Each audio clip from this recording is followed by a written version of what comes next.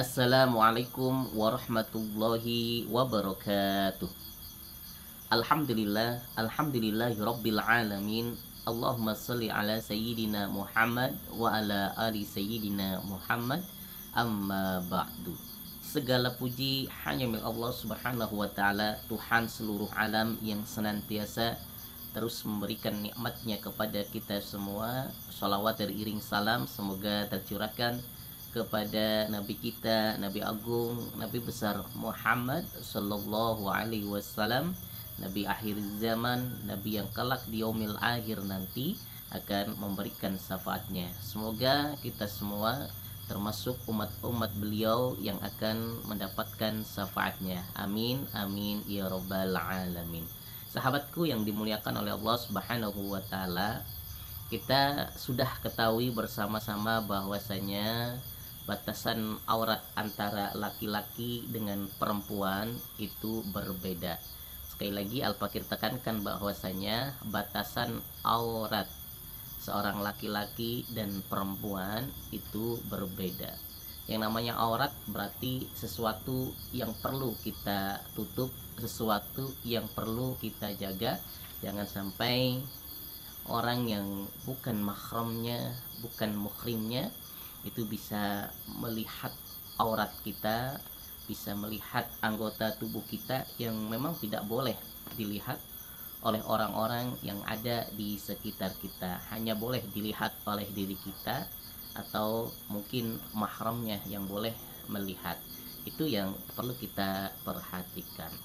Kita ketahui bersama-sama bahwasanya kalau batasan aurat seorang laki-laki menurut madhab Imam Syafi'i yang kita pakai di Indonesia ini, bahwasanya batasan aurat seorang laki-laki yaitu dari atas pusar sampai bawah lutut. Jadi dari atas pusar sampai ke bawah lutut. Nah, di area itu merupakan area aurat seorang laki-laki yang senantiasa harus ditutup, senantiasa harus dijaga, jangan sampai mudah terlihat oleh orang-orang yang ada di sekitar kita, baik itu laki-laki apalagi seorang perempuan. Kemudian batasan aurat seorang perempuan, seorang akhwat, yaitu seluruh anggota tubuh kecuali muka dan telapak tangan, di area tangan ini. Nah, itu batas aurat perempuan dari area muka sampai dan ya telapak tangan. Maka yang lain-lainnya itu aurat bagi perempuan. Makanya perempuan itu wajib untuk berhijab, berkerudung, ya, menutup seluruh anggota tubuhnya, apalagi daerah dada, daerah bawah kaki, dan ya intinya seluruh tubuh itu harus ditutup dengan pakaian-pakaian yang agak longgar biar apa? Tidak kelihatan lekukan tubuhnya yang mohon maaf itu senantiasa bisa ya menimbulkan syahwat bagi seorang laki-laki. Jadi itu ya batasan antara aurat laki-laki dan aurat perempuan yang perlu kita perhatikan, yang perlu kita pahami agar senantiasa kita jaga, agar senantiasa kita rawat, jangan sampai mudah diekspos, mudah semua orang bisa lihat. Maka kalau sampai diri kita mohon maaf tidak malu dengan aurat kita sehingga diumbar semua orang bisa lihat, sebenarnya itu sudah menghilangkan rasa malu kita. Rasa malu dalam diri kita sudah hilang, sama saja mungkin boleh dikatakan sudah seperti hewan. Maka yuk tutup aurat kita, jangan sampai diumbar semua orang bisa lihat, terutama bagi perempuan, bagi kaum muslimat dimanapun berada. Ayo biasakan untuk menjaga aurat kita. Jangan punya anggapan bahwasanya aku pengen penampilanku seksi, aku pengen disanjung oleh banyak kaum adam, oleh kaum laki-laki, aku pengen dipuji, pengen dipuja oleh orang-orang lain. Wah, rambutnya bagus, wah kulitnya putih mulus, wah pahanya mulus, wah kakinya mulus, wah bodinya seksi, ya pantatnya bahenol. Jangan, ya itu jangan punya pemikiran-pemikiran seperti itu, karena itu merupakan, mohon maaf, kalau aurat kita mudah dilihat oleh orang lain, diumbar kepada orang lain, maka kita akan mendapatkan dosa. Mungkin di dunia dapat pujian, tapi mohon maaf, nanti di akhirat kita semua mendapatkan siksa dari Allah Subhanahu wa taala. Nauzubillahi min dzalik. Sahabatku yang dimuliakan oleh Allah Subhanahu wa taala. Maka dengan fenomena saat ini ya, yang sungguh sangat memprihatinkan, sekarang banyak sekali ya perempuan-perempuan yang memperlihatkan auratnya kepada yang bukan muhrimnya, bahkan mohon maaf, mereka dengan pedenya, dengan tidak punya rasa malu, berpakaian bikini ya, berpakaian cuman kutang cawat doang ya, mereka umbar, mereka tidak rasa malu, mohon maaf, bisa diekspos, bisa dilihat oleh orang lain. Apalagi sekarang sudah zamannya zaman teknologi, zamannya sudah zaman media sosial ya, seluruh orang di dunia bisa melihatnya. Itu sebenarnya sungguh sangat miris, sangat prihatin sekali. Bahkan sekarang pacaran sudah, ya Allah ya Karim, sudah hubungannya kayak suami istri, sudah bebas, pegangan tangan, pelukan, ciuman, itu sudah bebas. Ini sebenarnya sudah apa namanya, sudah bobrok moral, sudah istilahnya sangat memprihatinkan moral yang terjadi di dunia ini ya. Kadang mereka alasannya ini hak asasi manusia, hak gue ya, urusan gue dengan Tuhan. Itu sebenarnya itu sangat memprihatinkan. Iman mereka sangat tipis, mereka tidak mempelajari agamanya, tidak mempelajari hukum-hukum syariat, sehingga apa ya, sehingga mereka ya berpakaian ya seenaknya sendiri, mereka mengumbar syahwat, asik, dan lain sebagainya. Makanya fenomena zaman sekarang yang banyaknya pemerkosaan, banyaknya perselingkuhan, banyaknya apa namanya hamil di luar nikah, banyaknya kasus-kasus apa namanya perzinahan, ya sebenarnya salah satunya karena banyak perempuan-perempuan yang mengumbar auratnya. Padahal udah jelas batasan aurat perempuan itu kan seluruh badan ya, kecuali telapak tangan dan muka. Karena suara perempuan itu, mohon maaf, suara saja itu bisa ya menimbulkan syahwat. Kalau perempuan ya suaranya teriak-teriak lah, nyanyi-nyanyi, apalagi mendesah, itu bisa menimbulkan syahwat bagi laki-laki. Itu baru perempuan ya, apalagi seluruh tubuhnya bisa diekspos ya, pakai rok mini ya, pakai kaosan, nggak pakai kerudung, nggak pakai hijab, apalagi Nobel medali cuman pakai bikini doang ya, delton udahnya katon, lekton keleknya katon. Itu kan sungguh sangat memiriskan, mohon maaf, bagi kaum laki-laki itu bisa mengundang syahwat. Makanya Islam itu sudah mengatur, sebenarnya itu menjaga kehormatan dari perempuan itu sendiri ya. Laki-laki dianjurkan untuk berpakaian rapi ya, kalau pakai celana ya di bawah lutut, jangan sampai di atas lutut. Kalau perempuan, kalau pakaian ya harus pakaian-pakaian yang agak lebar, tidak menunjukkan lekuk tubuhnya ya, mohon maaf, dadanya jangan sampai menonjol ya. Kalau pakai celana jangan pakai celana lepis yang, mohon maaf ya, menunjukkan lekuk tubuhnya, lekuk kakinya, itu jangan sampai. Tapi sekarang mohon maaf, sangat miris sekali di Indonesia, sudah termasuk sangat miris sekali. Banyak perempuan-perempuan ya, ya mohon maaf, tidak berkerudung mungkin mending ya, tapi mohon maaf, berpakaian-pakaian seksi, bahkan gampang diakses, bisa lihat di video-video ya, di YouTube, di Instagram, mereka dengan PD, dengan bangganya ya berfoto-foto ya dengan pakaian-pakaian seksi. Bahkan berpacaran, sekarang berpacaran sudah ala barat-baratan ya, pakaian-pakaian seksi, pelukan ya, renang bareng ya dengan pakaian-pakaian begini. Itu sungguh sangat miris sekali fenomena zaman sekarang. Padahal nanti itu di akhirat akan dimintai pertanggungjawaban tentang aurat kita, akan dimintai pertanggungjawaban tentang aurat kita. Jadi hati-hati. Bahkan nanti di akhirat itu, di neraka itu paling banyak nanti perempuan. Kenapa? Ya salah satunya mereka mengumbar auratnya, tidak menutup auratnya.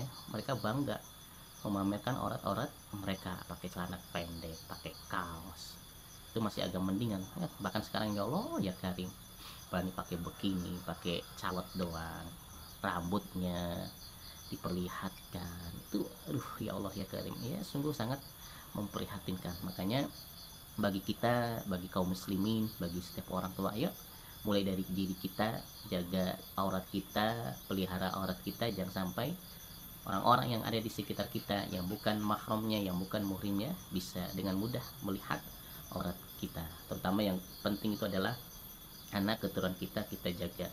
Tentunya untuk biar kita sendiri, keluarga kita, anak-anak kita, cucu-cucu kita biar bisa menjaga auratnya, biar paham dengan auratnya, biar bisa menjaga rasa malunya, yaitu tentunya dari kecil didik anak-anak kita dengan ilmu agama. Didik anak-anak kita dengan ilmu agama. Biasakan dari kecil untuk senantiasa menutup auratnya. Kita sebagai orang tua biasakan dari kecil beli pakaian-pakaian yang tertutup. Bagi perempuan dari kecil biasakan anak kita untuk pakai kerudung, ya, untuk pakaian-pakaian yang menutup auratnya, pakaian-pakaian yang panjang. Bagi anak laki-laki kita juga sama dari kecil ya, untuk pakaian-pakaian yang panjang. Beliin celananya yang di bawah, minimal di bawah dengkul ya, pakai pakaian kaos ya. Kita ajarkan tentang batasan-batasan auratnya, kita contohkan tentang batasan-batasan auratnya. Insya Allah kalau itu kita terapkan dari kecil, maka ketika anak-anak kita sudah besar, ketika anak-anak kita sudah dewasa, mereka dengan sendirinya, mereka dengan kesadaran sendirinya akan menutup auratnya. Fenomena anak-anak sekarang yang mohon maaf kalau kita bisa lihat, kita pelajari, mereka dengan tidak punya rasa malu mengumbar auratnya. Bahkan ada adegan-adegan kalau di film, adegan-adegan ranjang, ciuman dan lain sebagainya. Itu kalau kita pelajari ke belakang, mohon maaf, itu diawali karena didikan orang tuanya. Orang tuanya sendiri tidak bisa menjaga auratnya, orang tuanya sendiri mengumbar auratnya, orang tuanya sendiri tidak melarang anak-anaknya ketika mereka mengumbar auratnya. Maka solusi yang paling mudah ya, paling gampang adalah agar anak-anak keturunan kita tidak terbawa oleh orang-orang yang mengumbar auratnya, ya kita dari kecil anak-anak kita ajarkan agar senantiasa menutup auratnya. Dari kecil anak-anak kita belikan pakaian-pakaian yang benar-benar menutup auratnya. Kita sebagai orang tua harus mencontohkan bagi seorang ibu ya, pakai kerudung, pakai hijab, pakai pakaian-pakaian yang menutup auratnya. Bagi bapak-bapaknya pakai pakaian yang rapi, pakai pakaian yang benar-benar bisa menutup daerah udel, daerah pusar sampai ke bawah lutut, itu senantiasa bisa ditutupi. Beli celana-celana yang panjang, walaupun mau celana pendek ya di bawah lutut. Itu yang perlu kita perhatikan. Kenapa? Karena setan itu pintar, setan itu terus menggoda kita. Artinya apa? Setan itu ya arahnya agar manusia itu terjebak ke dalam kemaksiatan.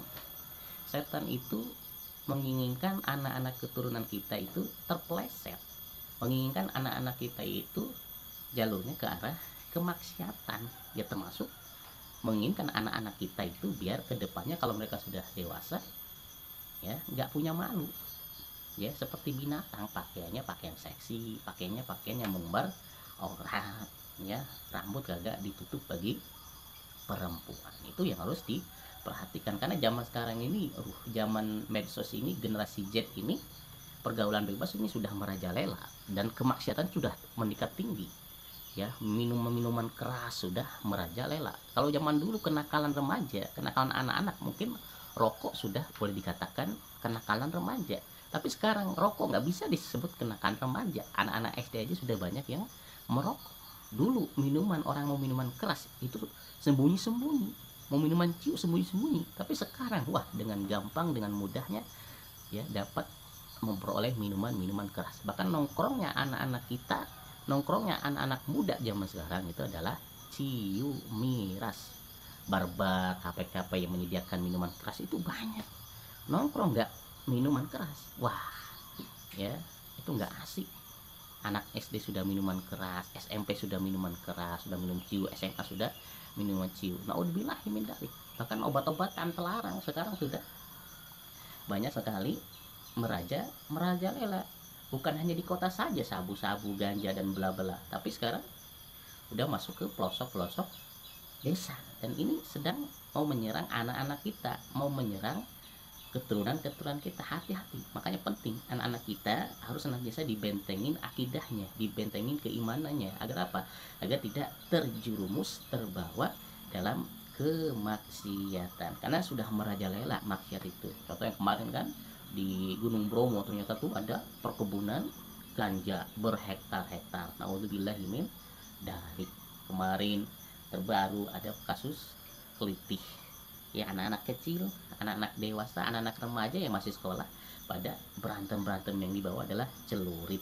Itu sudah sangat miris sekali di sekolahan sekarang. Mohon maaf, banyak anak-anak yang berani terhadap gurunya, adabnya sudah hilang, akhlaknya sudah hilang, belajar malah bermain-main, bercanda-canda, berani kepada gurunya, seolah guru itu tidak ada harga dirinya. Makanya kalau kita mau pahami, ya bagus tuh ya Gubernur Jawa Barat yang memberlakukan aturan kalau anak nakal, kalau anak yang obat, kalau anak yang berani sama orang tua, kalau anak yang suka bolos berani sama gurunya, mendingan diangkut, tangkap, biar dididik oleh TNI, biar tahu belajar tentang kedisiplinan, biar tahu bagaimana ya kalau kita jauh sama orang tua, kalau kita jauh dengan guru. Itu semua sangat penting.